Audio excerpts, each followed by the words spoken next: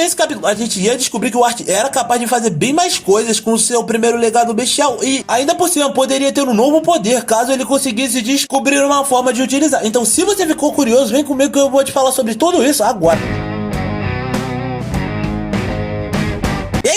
Beleza, quem fala é o Art, galera. Então o vídeo começa. Apenas queria estar falando que esse vídeo vai estar contendo spoilers caso você ainda não acompanhar o Webtoon. Então, se quiser prosseguir, prossiga por sua própria conta e risco. E apenas relembrando o que rolou no capítulo passado, a gente viu que o Art continuou o seu treinamento, onde ele teve que bater de frente no X1, onde também rolou uma mega luta contra ele versus o Urso Titã, o que ocasionou numa boa dificuldade pro nosso prota. Afinal, ele teve que criar várias estratégias e pensar rápido e lógico para que ele não fosse atacado diretamente e fatalmente nesse combate. Desse modo, também já criando uma estratégia para que ele conseguisse contra-atacar. E com isso tudo, a gente também viu que ele foi capaz de não só enganar a percepção do urso bestial, mas também conseguir lançar uma bela rajada de mana na direção do urso através do seu Bud Step e a rajada de intenção assassina que o cara tava lançando. Mas tudo isso acabou cobrando um grave preço, onde ele teve que ser rapidamente socorrido pelo Whindersson, mas também ganhou um up gigantesco através do núcleo de mana que o Whindersson entregou para ele naquela situação. Desse modo, com a gente também já vendo que ele levou o Art pra onde uma mulher misteriosa tinha começado a cuidar das pernas dele e encerrando esse capítulo 157 da Webtoon de The Beginning After the End. Porém, nesse é o capítulo 158 da Webtoon de The Beginning After the End, a gente já vê o nosso prota perguntando pro projeto de Rinya misturado com Cynthia Good Sky 2.0 se ele ainda tava dentro de Efelto, e ele responde que sim, com a gente também descobrindo que o nome dessa pessoa que tava cuidando do prota era Mary, e que sim, eles ainda estavam dentro de Efelto. Afinal, ela não poderia cuidar das pernas dele em qualquer outro local, já que mesmo que ela utilizasse manas curativas, ela não conseguiria fazer um trabalho tão bom quanto ela fez com esses 2 dias que ela tinha utilizado essas capacidades de mana, já que ela também fala que se ela tivesse usado mana curativa, ela poderia deixar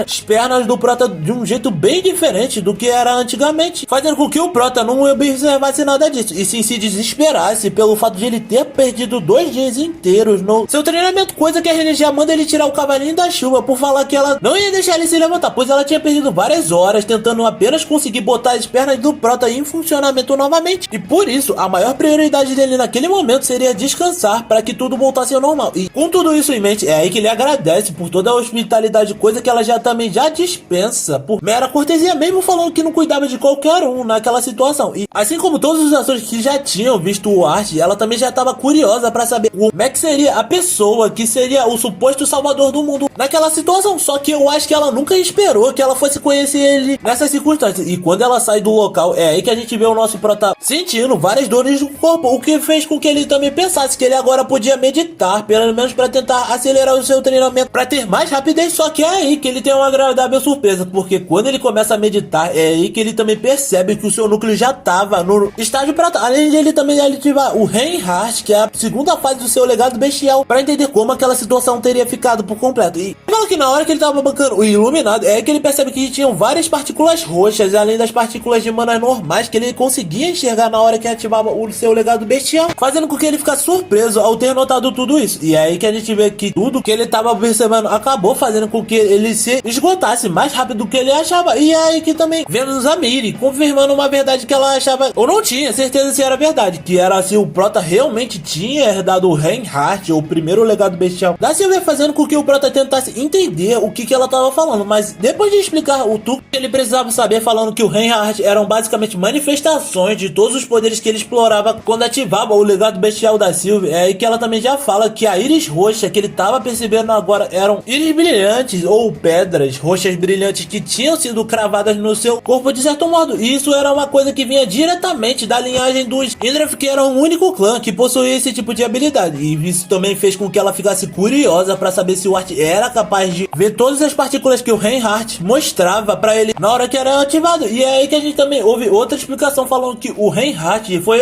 algo que veio desde a época da galera mais antiga do clã Indrath no passado. E isso não era apenas um simples boost de poder, já que ele também era capaz de entrar em sintonia, fazendo com que o usuário era capaz de entrar em sintonia com o reino físico e o reino incorpóreo, que mesmo a habilidade sendo considerada fraca sozinha, junta de outras habilidades, ela pode ser considerada extremamente poderosa, porque mesmo não sendo poderosa, ela dá conhecimento e visão, além do alcance para que os seres que tenham essa habilidade consigam ver coisas que nem outros Asuras conseguiriam nas suas maiores batalhas de desenvolvimento. E era por isso que também era considerado poder todos aqueles que tinham conhecimento. E na hora que o Art ouve isso, é que ele aproveita para perguntar o porquê de ele estar vendo 5 cores ao invés de 4, já que na última vez que ele ativou o Reinhardt, ele não conseguiu ver essa última cor roxa, o que fez com que a Mary ficasse completamente pensativa se ela devia ou não compartilhar isso com o Prota. E que o Prota já também vê que isso poderia ser um daqueles segredos aonde seres menores como ele não poderiam ter conhecimento, fazendo com que a mulher risse, ao ponto de dizer que até mesmo os Asuras eram considerados seres muito orgulhosos e reservados e gananciosos dentro de todos os clãs, especialmente o clã Indrath. E mesmo ela sendo um deles, ela também já tinha vivido tempo bastante para saber que ela não podia se dar ao luxo de fazer esse tipo de coisa superficial, dizendo assim que ia ficar feliz em ensinar pelo menos uma ou duas coisas sobre esse tipo de coisa pro nosso Prota conseguir se desenvolver, desse modo chamando ele para um passeio, e é onde eles partem para um local onde tinham várias outras raças de criaturas que ficavam dentro da casa dela, aonde nós também já vemos ela falando que todas as criaturas que existiam dentro da casa dela que tinham sido vivas eram capazes de conseguir manipular a mana e conseguir mana abundante, naturalmente fazendo com que ela também já perguntasse pro nosso Prota se ele não conseguia sentir, e ao responder que sim, é aí que ela também explica que não é natural que seres comuns, vívidos e até mesmo Asuras sejam capazes de manipular a mana. E ela já pula para outra explicação, onde ela fala que magos com certa afinidade elemental têm mais capacidade para absorver várias partículas de mana atmosféricas no local, tomando como por exemplo o besouro que tinha pousado no dedo do Art, que era um ser vivo capaz de absorver a mana do tipo fogo, conseguindo todas as partículas de fogo que tinham dentro da atmosfera, já que de todas as partículas a que ele teve mais afinidade foi a do elemento fogo, e por isso ele acabou tendo mais facilidade para conseguir absorvê-las. E isso era algo que poderia ser facilmente transferido em explicação para um mago que teria a maior afinidade, como por exemplo o elemento fogo, já que ele teria mais facilidade para absorver todas as partículas vermelhas de mana que teriam na atmosfera utilizando o Reinhardt, além de que na hora que ele terminasse o processo de refinamento, toda a sua chama acabaria ficando mais poderosa e a mana que ele possuiria no corpo ficaria bem mais transparente. E na hora de tomar como por exemplo o elemento água, é aí que ela já pega e fala que seres que têm afinidade com o elemento água teria uma capacidade monstruosa de absorção, já que eles, como vocês chegaram até e caso queiram contribuir para que a gente continue a trazer conteúdos como esse de debate e vários outros, como de, por exemplo, Solo Leveling, ou então mais algum que eu vou estar retornando agora pro canal, se inscrevam no canal e deixem um like, compartilhem pra galera e não esqueçam de ativar o sininho na hora das notificações, já que esse é um modo que vocês ajudam a gente a não só trazer conteúdo novo pra vocês, mas também ajudarem a gente a bater a nossa meta de 700 inscritos, fechou? Então agora vamos continuar. Para todos os elementos que existiriam dentro do corpo, teria bem mais velocidade para conseguir absorver as partículas de água que existiriam no local ao redor, principalmente porque todo ser que consegue absorver a mana do tipo água absorve enquanto o seu corpo refere a mana, além de fazer com que o corpo se tornasse bem mais predisposto para ficar com a mente mais aberta a esse